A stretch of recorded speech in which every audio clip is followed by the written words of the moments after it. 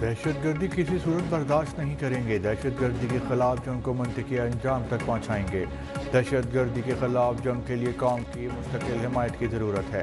Army chief general Asim Munir کا کوئٹہ کا دورہ، خود کش دھماکے کے شہداء کی نماز جنازہ میں شرکت۔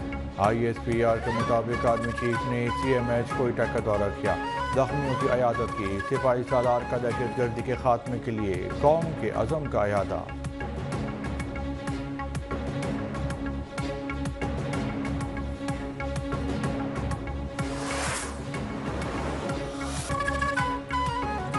کوئٹہ پھر دہشت گردوں کے نشانے پہ، کوئٹہ ریلوے اسٹیشن پر خود کش دھماکہ، جاں بحق افراد کی تعداد 26 ہو گئی، شہداء میں خواتین اور بچے شامل۔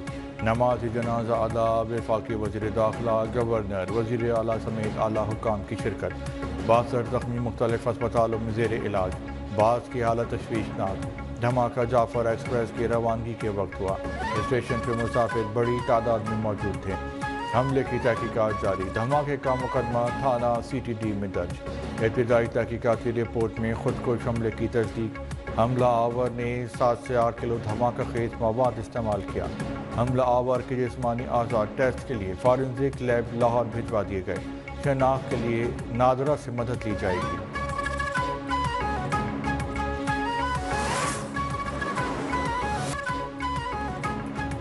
قائم مقام صدر یوسف رضا گیلانی کا دہشت گردی کے مکمل خاتمے کے لیے ہر ممکن اقدامات کے عزم کا اعادہ۔ دہشت گردوں کو بہت سخت قیمت ادا کرنی ہوگی۔ وزیر اعظم شہباز شریف کی کوئٹہ ریلوے اسٹیشن پر دھماکے کی مذمت، بلوچستان حکومت سے واقعے کی رپورٹ طلب۔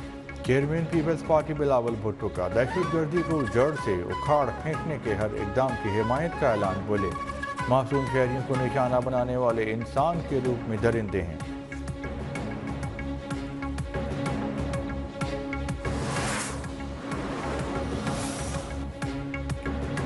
وزیر داخلہ محسن نقوی اور وزیر اعلیٰ بلوچستان سرفراز بگٹی کی زیر صدارت کوئٹہ میں اجلاس، امن و امان کی صورتحال کا جائزہ۔ سول اسپتال کے باہر میڈیا سے گفتگو میں سرفراز بگٹی نے کہا دہشت گردوں کو کیفر کردار تک پہنچائیں گے۔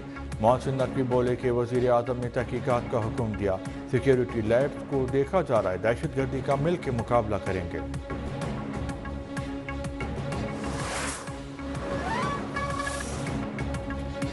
وزیر اعظم شہباز شریف آج سعودی عرب روانہ ہوں گے۔ وزیر اعظم پیر کو ریاض میں عرب اسلامی سربراہ اجلاس میں شرکت کریں گے۔ اجلاس میں فلسطین پہ اسرائیلی جارحیت سمیت مشرق وسطیٰ کی صورتحال پر غور ہوگا۔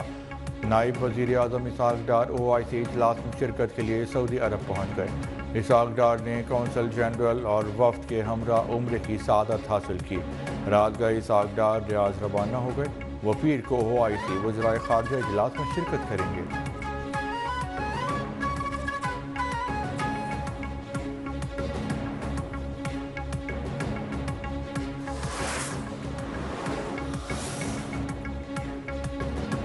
اب جان ہی کیوں نہ چلی جائے، مقصد حاصل کر کے دم لیں گے۔ وزیر اعلیٰ KP علی امین گنڈا پور کے سوابی جلسے میں للکار، کہا جو آج ہمارے ساتھ ہو رہا ہے کل جب آپ کے ساتھ ہوگا تو میں بھی دیکھوں گا۔ ہمیں ایک ہو کے آگے بڑھنا ہوگا۔ پارٹی میں فیصلہ کرنے کا حق صرف بانی PTI کو ہے، ان کے ہر فیصلے پہ عمل درآمد کریں گے۔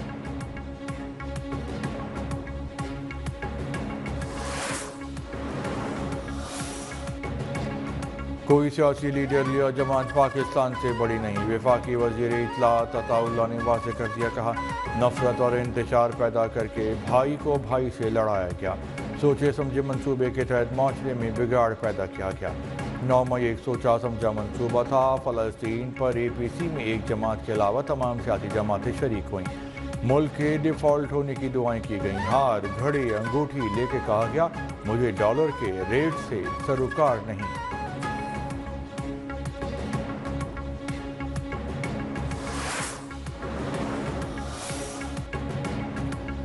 بانی PTI کی رہائی کے لیے کسی بیرونی مدد کی ضرورت نہیں ہے، بانی PTI کی رہائی ملک سے ہی ہوگی۔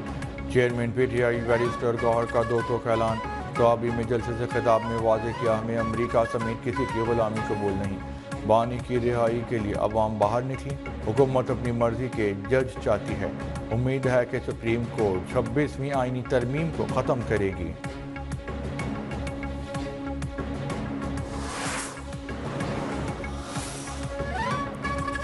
عوام کو سستی بجلی فراہم کرنے کے لیے کوشاں فالتو بجلی کی قیمتیں انتہائی کم کر دیں۔ سستی بجلی سے معاشی سرگرمیاں بڑھیں گی، سردیوں میں مہنگی گیس کی جگہ سستی بجلی دستیاب ہوگی۔ وزیر توانائی اویس لغاری کی میڈیا سے گفتگو، کہا آئندہ 2-3 ماہ میں اس کے نتائج دیکھیں گے، عوام سے کیے گئے وعدے پورے کر رہے ہیں۔